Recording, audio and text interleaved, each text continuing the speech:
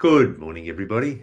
It's Peter here from AJS, also representing our sister business in New Zealand, G&A Warburtons.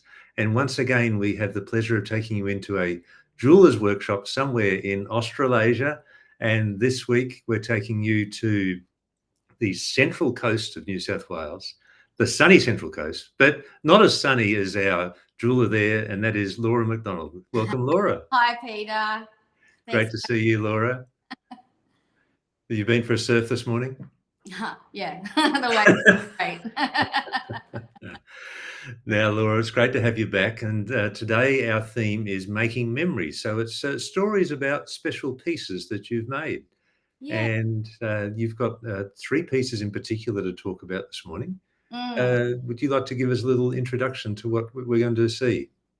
Yeah, well, I found this task a bit challenging because I feel like I love making jewelry. I really love it. But my true passion is teaching and helping students create their special pieces that they've always dreamed about. So I actually thought it would be really cool to do another one on students' pieces one time in the future if anyone wanted to see them. But so I don't take as many photos of the pieces that I make myself. So I had to really think hard about what ones to choose. But yeah, the first ones I've chosen are these little ghost pendants that I make. Okay, so we've got a little slideshow here, so we'll share that with everybody, shall we? Yeah. I feel like my style, like it's just a lot of different things. I love using different textures and hand sawing and melting the metal and like creating a piece of artwork. That's what I feel like my pieces are. Sometimes I'll dream about them and then I'll try and source the stones that I've dreamt about and then I'll create the piece. Sometimes it doesn't always turn out like I've thought, but we just run with it. But the ghosts, they came about because when I first saw the little stones, the howlite stones, a lady from Victoria who is just an amazing stone carver. She's not actually selling any stones anymore, but she had these little ghosts for sale. And I thought at the time I was teaching a lot of homeschool teenagers metalsmithing, and I thought, oh, like the kids are going to love these. So I bought a few, and as it turned out, they were really hard to set because the bottom, the little V shapes on the bottom, we couldn't get the bezel to go all the way around the bottom part. So, you know, a few of us tried, and then we just put them aside, and that was it. They sat there for maybe, I don't know, a year and a half or so until I was brave enough to give it a go. So this one here, this is my first one that I ever made. And I realized I actually didn't have to have the bezel closing up the whole bottom. I could just have it so it was just holding the two ends in, and it just worked really well. And then I thought, well, I want to give it like, you know, a little character. I want to make it into like it's got a little personality. So so I created sort of like a flower crown, and then it was just sitting there being creative. And once I started sharing them on my page, they just became an instant hit. So well, they're so cute, aren't they? They are cute. And you have added character with the little ornaments you've added. Yeah, and they're all different. I think I've made maybe about 10 altogether, and they just go. As soon as I share a little snippet of one of them, someone will inquire about it. So I feel like they've all gone to loving homes. I know that sounds silly, but I just love them so much. And they always have different stamping, different little components. So the back is always a little bit unique. So no two are the same. Sometimes they'll have little gold balls on the top. Sometimes they'll have cutouts of sheet metal on the back, or it'll be like some stamping on the back or something like that. And I've actually, the next lot that I'm going to be doing is my own family. So Yeah. do myself and I'm going to do all of our kids, and I'd like to do it for the little boy ones. I'm going to give them little crowns. Like I'd love to do little crowns on them. Okay. So yeah, they're just fun, just a bit of fun. So Laura, is this one different to the first one? Yeah. Okay. Yeah. Yeah. And what's the stone that you use there? So the stone is howlite. Yeah. And they're always different when she has them for sale. Some might have a bit more of the black or brown markings on the stone, and some are quite white. Yeah. And that just adds to the character anyway, doesn't it? Yeah. Like that was about half. This one's about half the size as the first one. Yeah. Okay. So they're like similar. They've got similar aspects, but I try to make them all just a little bit unique and quirky. A little bit spooky, but in a cute, fun way. Well, those eyes just do it all, don't they? Yeah, so black the inside, like underneath, before I put the stone in on the silver, makes the eyes really stand out. Yeah. Yeah, I love it. We've got some viewers there on Facebook. So if anyone's got any questions or comments about Laura's art, please fire away. Yeah. Yeah. So did you want to talk about the back there? Yeah, so that's a cutout of the lady that ended up purchasing this one. She purchased it before the stone was set. So I was able to do a cutout on the back of what she wanted, and it's a little bat. Yeah, very cute. That's just cut out in sheet metal and then soldered on the back there. Yeah. I love them. They're so cute. Well, once you create sort of the template for a piece of art that you know is popular, you just want to keep producing it, eh? Yeah. That being said, I probably haven't made one in about a year. Laura, look at those missed opportunities. I know. I've got probably about maybe 15 ghosts left because, like I said, the lady's not cutting the stones anymore. So this will be my last lot of little ghosties. Yeah. So it just gets down to the stone, does it, that you need that? I feel like it does, yeah, because you can buy some that are similar, but I love that, an Australian makes the ghosts, and, I think she was one of the first people to start making them. I know there were a few replicas out there, but she was one of the first, and I just love supporting small businesses, so that was nice. And I've tried to make them myself, and I'm not very good at that. Right. So you were buying off her the stone. The stone, yeah. So and it's already cut out with the holes in it. Yeah, so it comes with the eyes, yeah. Yeah. Okay. No worries. Shall we go and do your next piece? Yeah, that'd be good. Okay. There's another close up. Oh, there's a butterfly on the back of one there. Yeah, it's a moth. That's one of our favourite stamps in the studio. Yeah. Okay. Right. Now, here's your next one. What have we got here then, Laura? Yeah, so this one, I made that only a few months ago.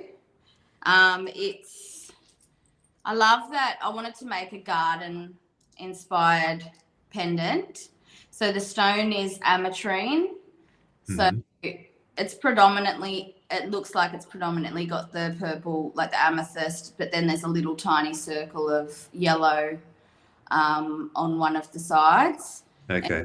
It was just beautiful and translucent. It's got these lovely inclusions in the stone, and I held it up against, it was a cutout of something else that I had on my bench, and I thought, wow, like that would look really cool to have something set behind it. So I cut the first. I melted a big blob of silver, and then I hammered it flat, and I Okay. cut out the leaves and the flower out of that. I stamped the bezel as well, which is these little tiny spring flowers all the way along the bezel, the stone setting. And then the chains down the bottom, they hold on to all the little leaves that I've cut out and added some designs to those. I love that it's, you know, a lot of it is recycled silver. Yeah, I really enjoyed making it. I think the hardest part was probably trying to wrap around the vine around the top. For some reason, that took me a little while, but I wanted these like little kind of tendrily sort of things coming down off the top. So there's a spiral off one side. No, it's very effective. There's a close Yeah. up there. So that flower, are you telling me that's a real flower? No, it's hand cut out of recycled silver. Oh, wow. Yeah. So I cut it. It's quite thick too. It was about probably maybe about close to 2 millimeters thick. And then I cut it with my handsaw, and then I etched the top of it so it had some extra details. No, it's come up beautifully. Yeah. Yeah. And I blackened, you know, all the around the flower on the metal underneath it. So, and then I gave the flower a really high polish so it would stand out a little bit more. Okay, and here's the back. Yeah, and I just wanted to put a little template on the back with some stamping and 925. And I used these clips for the first time. I've never used them before. I'm not too sure about them, but That's these 5 here. yeah, they're like these little jump rings, but they've got a clip so they clip into place. They're very handy because, you know, soldering tiny chains and small elements, it's very fiddly. And at that point, I really didn't want to melt any part of my pendant because it was towards the end. And then I remembered that I had these little tiny clips that they're a jump ring, but they have the lock on them. So yeah, I used those. They were really, really useful. No, well done. So we go on to your next one? Yeah. Right, what do we got?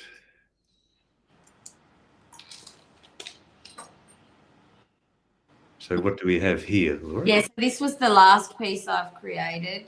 So it's a hairpin, a hair comb. Okay. It has a, sorry, that truck's a bit loud. It has a rhinoceros beetle that clips onto the hairpin. It's beautiful. It's cute, hey? Yeah, yeah.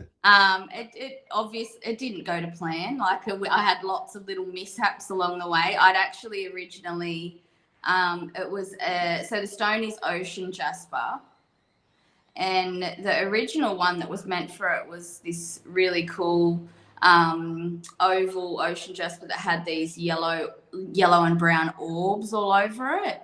And then it just vanished. I was halfway through making the beetle and it just vanished. I think maybe I might have thrown it out by accident. Oh, no. I had to remake the whole thing because the stones were a different size. But that's okay. And then I picked out this little ocean jasper, and it was the first time I'd ever made something that had where I soldered on something that wasn't moved in place until the final step. So it was the top wings that I had envisioned them sort of folding over like a little bit straighter, but they ended up sort of folding over like I had to curl them up a bit. But it looks like his wings are sort of uncurling, you know, from, I don't know. Yeah, they do. Yeah. But yeah, I love rhinoceros beetles so much. They're really, really cool. And a lot of this is recycled silver as well, so melted down and then hand cut. And like his little head is a blob of silver.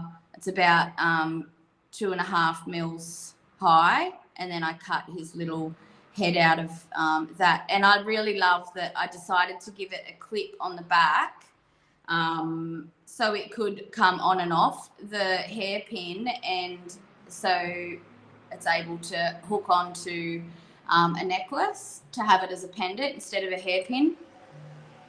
Okay. Yeah. Yeah. Yeah. Versatility. Yeah, that's right. Yeah. Yeah, but I really love this little piece. I don't think I'll ever sell it. I think I'll just, keep it as my own. Yeah. Would you try and reproduce it? Yeah, I've got a few ocean jaspers that have really cool patterns on them. So I'd love to do maybe a series. I'd like to do a lady beetle and a luna moth as well. Well, we look forward to seeing those. I'll just recap on what we've seen this morning here, Laura. Pardon? I'm just recapping on what we've seen this morning, and with a spooky end there. There we go. Sorry, it's a bit loud here. I think everyone's decided to do work outside their studios. Oh dear, keeps us on our toes. Yeah, it does. Yeah. Well, Laura, thank you so much for sharing this morning and sharing pieces that are special to you. And I hope they've inspired other people to think along similar lines, and they might come up with their own concepts. So, yeah, they're really fun. I love creating something as if it's an artwork. With lots of different components. I'll show you some of the little ghost stones, what they actually look like. Yeah. Beautiful. So they've all got different markings, and then there's even some in here that are like little tiny.